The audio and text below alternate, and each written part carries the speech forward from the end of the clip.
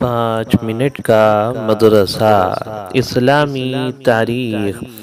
حضرت حلیمہ سعدیہ رضی اللہ عنہا کے گھر میں برکتیں۔ عرب میں سخت قحط پڑا ہوا تھا۔ قبیلہ بنو سعد کی عورتیں بچوں کی تلاش میں مکہ مکرمہ آئی ہوئی تھیں تاکہ بچوں کی پرورش کر کے روزی کا انتظام کر سکیں۔ انہی میں حلیمہ سعدیہ رضی اللہ عنہا بھی اپنے شوہر حارث بن عبد العزیٰ کے ساتھ دبلی پتلی سواری پر آئی تھیں۔ تقریباً ساری عورتیں مکے کے مالدار گھرانوں کے بچے لے چکی تھیں، صرف حلیمہ ہی کو کوئی بچہ نہیں ملا تھا۔ ان کو معلوم ہوا کہ عبد المطلب کا پوتا محمد بن عبداللہ ابھی موجود ہے مگر یتیم ہے، اور ساری عورتوں نے ان کی یتیمی کو دیکھ کر چھوڑ دیا کہ جب ان کے والد ہی زندہ نہیں تو پھر بھرپور اجرت ملنے کی امید بھی نہیں ہے۔ حضرت حلیمہ رضی اللہ عنہا حیران تھیں، خالی ہاتھ واپس ہونے کی ہمت نہیں تھی اور ادھر ان کی یتیمی کا خیال تھا۔ بالآخر انہوں نے شوہر سے مشورہ کرنے کے بعد آپ صلی اللہ علیہ وسلم کو پرورش کے لیے قبول کر لیا۔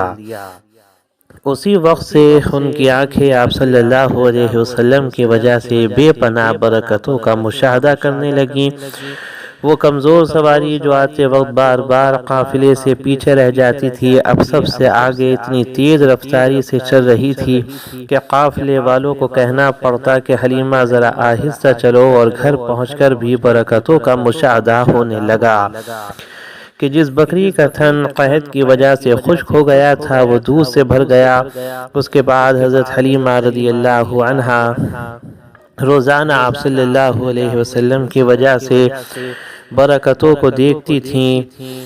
سخت قحط سالی کے اس دور میں بھی ان کے گھر میں اتنی خوشحالی تھی کہ قبیلے والے حیران تھے، اور ہر شخص اپنے چرواہے کو یہ تاکید کرتا کہ اپنے جانوروں کو بھی اسی جنگل میں چراؤ جہاں حلیمہ کی بکریاں چرتی ہیں۔ حضور صلی اللہ علیہ وسلم کا معجزہ۔ حضرت علی رضی اللہ عنہ کے درد کا اچھا ہونا۔ حضرت علی رضی اللہ عنہ کہتے ہیں کہ ایک مرتبہ مجھے سخت درد لاحق ہوا کہ میں موت کو یاد کرنے لگا۔ آپ صلی اللہ علیہ وسلم کی خدمت اقدس میں حاضر ہوا۔ آپ صلی اللہ علیہ وسلم نے فرمایا، اے اللہ اسے شفا عطا فرما۔ حضرت علی رضی اللہ عنہ کہتے ہیں کہ میں اسی وقت اچھا ہو گیا، پھر آج تک وہ درد مجھے نہیں ہوا۔ ترمذی۔ ایک فرض کے بارے میں بیوی کے ساتھ اچھا سلوک کرنا۔ قرآن میں اللہ تعالیٰ فرماتا ہے، عورتوں کے ساتھ حسن سلوک سے زندگی بسر کرو۔ سورہ نساء آیت نمبر 19۔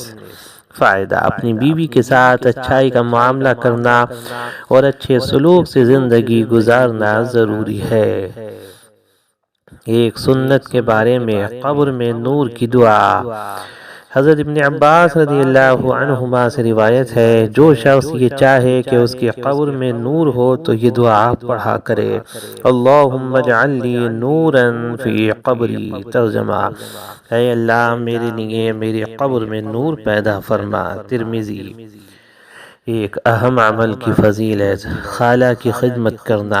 حضرت ابن عمر رضی اللہ عنہما سے روایت ہے کہ رسول اللہ صلی اللہ علیہ وسلم کے پاس ایک آدمی آ کر کہنے لگا، یا رسول اللہ مجھے بہت بڑا گناہ لاحق ہوا، توبہ کا کوئی راستہ ہے؟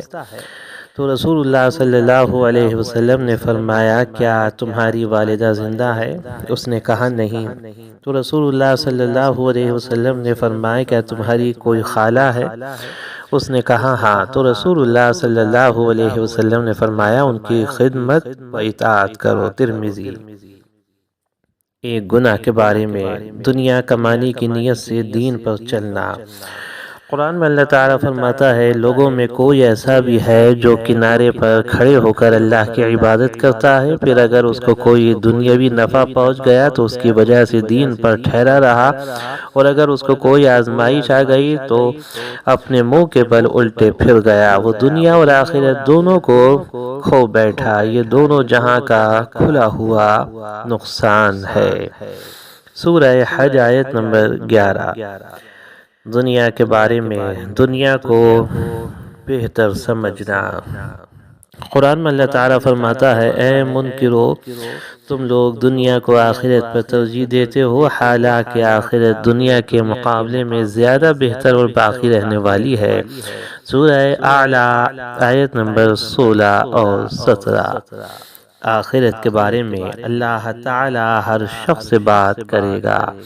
حضرت عدی بن حاتم رضی اللہ عنہ سے روایت ہے، رسول اللہ صلی اللہ علیہ وسلم نے فرمایا تم میں سے کوئی شخص بھی ایسا نہ ہوگا جس سے اللہ تعالیٰ اس طرح بات نہ کرے کہ اس کے اور اللہ کے درمیان میں نہ کوئی پردہ ہوگا نہ کوئی واسطہ ہوگا۔ اپنی دائیں طرف دیکھے گا تو وہ اعمال ہوں گے جو دنیا میں کیے ہوں گے، یعنی نیک اعمال، بائیں طرف دیکھے گا تو وہ اعمال ہوں گے جو دنیا میں کیے تھے، یعنی برے اعمال۔ وہ جہنم کی آگ اپنے سامنے موجود پائے گا۔ بخاری۔ طب نبوی سے علاج۔ بہی یعنی سفر جل کے فوائد۔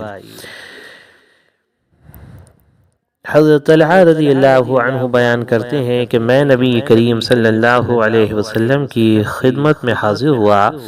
آپ صلی اللہ علیہ وسلم صحابہ کی ایک جماعت کے ساتھ تشریف فرما تھے۔ آپ کے ہاتھ میں ایک بہی تھی جس کو آپ الٹ پلٹ کر رہے تھے۔ جب میں آپ کے پاس بیٹھ گیا تو آپ صلی اللہ علیہ وسلم نے بہی میری طرف بڑھائی، پھر فرمایا ابو محمد اس کو لے لو، اس لیے کہ یہ دل کو مضبوط، سانس کو خوشگوار اور سینے کا بھاری پن دور کرتا ہے۔ معجم کبیر۔